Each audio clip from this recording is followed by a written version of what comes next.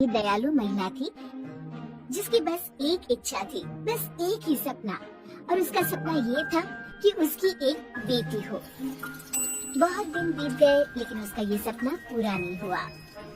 बीतते समय के साथ उसकी बेटी पाने की चाह और बढ़ती गई। एक दिन अपने सपने को सच करने के लिए वो एक जादूगरनी के पास गई और उसने उस जादूगरनी से अपनी इच्छा के बारे में बताया। उस डायन ने उसे एक जादुई बीज दिया और उसे जमीन में बोने के लिए कहा।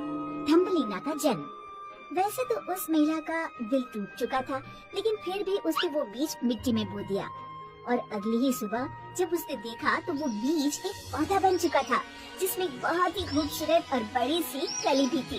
उस कली की खूबसूरती को देख के वो इतनी खुश हुई कि उसने प्यार से उसे चूम लिया।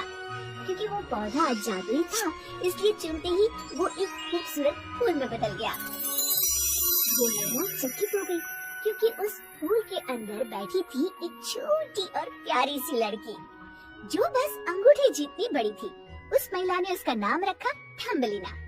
थम्बलीना का जीवन। थम्बलीना उस महिला की जिंदगी का एक अहम हिस्सा बन गई। थम्बलीना उसकी जरूरत का सारा सामान उसे देती थी। उसे सोने के लिए एक बहुत ही प्यारा छोटा सा बिस्तर बनाया और गुलाब की पंखुड़ियों से प्यारे कंबल। थम्बलीना खुशी खुशी छोटे से पंखुड़ी से बने नाव में खेलती रहती थी। घोड़े के बाल उसके लिए चप्पू का काम करते थे। उसकी आवाज बहुत मधुर थी। वो अपनी नाव में खेलती थी और सारा दिन अपनी मधुर आवाज में गुनगुनाती रहती थी। पूरा दिन खेलने के बाद थम्बलीना अपने छोटे से बिस्तर में जाकर सो गई। और जब वो सो रही थी, एक बड़ी सी मेंढक खिड़की पर आई और उसने उस प्यारी सी बच्ची को देखा। वो मेंढक उसे बस देखती ही रह गई। वो उसकी खूबसूरती में खो गई थी। उसने सोचा कि थम्बलीना उसके बेटे के लिए अच्छी जीवन साथी बन सकती है, इसलिए उसने उसे उठाया और वहाँ से लेकर भाग गई। और किसी को पता भी नहीं चला कि उस मेंढक ने थम्बलीना को अगवा कर लिया है। वो मेंढक थम्बलीना को झील के पार ले गई जहाँ उसका परिवार रहता था। उसने प्यारी थम्बलीना को अपने कुरूप और बहुत मोटे बेटे से मिलाया जो बिल्कुल अच्छा नहीं दिखता था।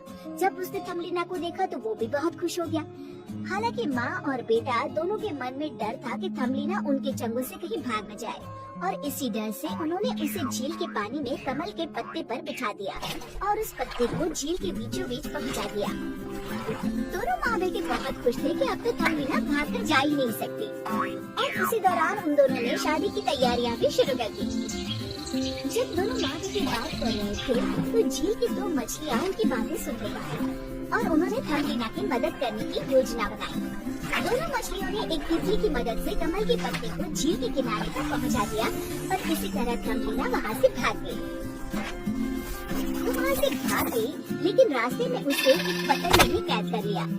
लेकिन कुछ ही समय बाद पतंग ने थम्बलीना को छोड़ दिया क्योंकि वो उससे बहुत अलग थी। गर्मियाँ आ गई थी और थम्बलीना घास और फूलों के बीच अकेली चली जा रही थी। रास्ते में उसे खाने के लिए कुछ भी नहीं मिला। तब फूलों के पराग से उसने पेट भर लिया और सुबह की ओर से प्यास बुझा ली। जल्दी बरसात का मौसम आ गया और आसपास बहुत गंदगी फैल गई।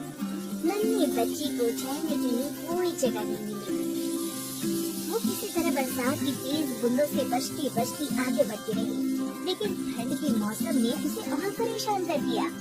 ठंड ने उसे हिला कर रख दिया था और उसे खाने के लिए कुछ भी नहीं मिला। जब वो रास्ते पर अकेली चली जा रही थी तब उसे एक बड़े से मकड़े ने खाने और रहने की जगह देने की बात की। वो मकड़ा उसे पेड़ के अंदर लेकर गया और उसने उसे बादाम खिलाया। जब मकड़े ने थम्बलीना को अपने परिवार से मिलाया तो बाकी लोग उस पर हंसने लगे क्योंकि वो उन सब से अलग दिखती थी। वो जोर जोर से रोने लगी और वहाँ से चली गई और फिर से वो ठंड में अकेली आगे बढ़ने लगी। उसने देखा एक छोटा सा घर जो लकड़ी और पत्तों से बना था। उसने वहाँ मदद मांगने की सोची और जाकर घर का दरवाजा खटखटाया। वो एक चूहे का घर था। चूहा थम्बलीना की खूबसूरती देखकर आश्चर्यचकित हो गया।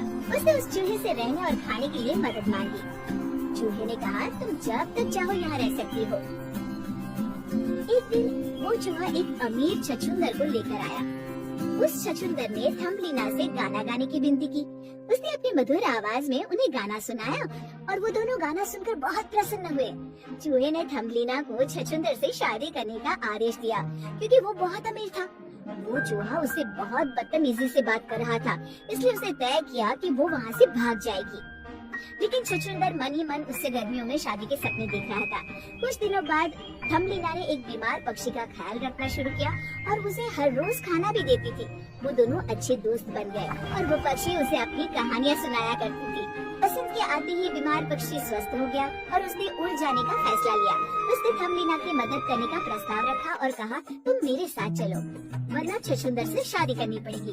वो सोच में पड़ गई और बहुत दुखी हो गई कि कैसे वो एक छछूंदर से शादी कर सकती है। छोटी सी जगह में अपनी पूरी जिंदगी गुजार सकती है। शादी के बस एक दिन पहले उस पक्षी ने उससे कहा, मेरे साथ चलो, चलो आज पूरा दिन तुम्हें आकाश की सैर कराऊं। थम्बलीना ने उसका हाथ पकड़ा और उसके साथ उड़ चली। पहाड़ों में, नदियों के ऊपर बड़े बड़े पेड़ और अंत में वो लोग पहुँचे फूलों के राज्य में। तो इस गाँव में बहुत खूबसूरत फल थे। फिर उस पक्षी ने थम्बलीना को उस राज्य में एक जगह उतार दिया जहाँ उसकी मुलाकात फूलों की परियों के राजा से हुई। राजा उसकी खूबसूरती देखकर मोहित हो गया। उसने उससे शादी का प्रस्ताव रखा और थम्बलीना ने झट से हाँ कर दी। वो फूलों की महारानी बन गई और वो दोनों हमेशा खुशी खुशी रहने लगे।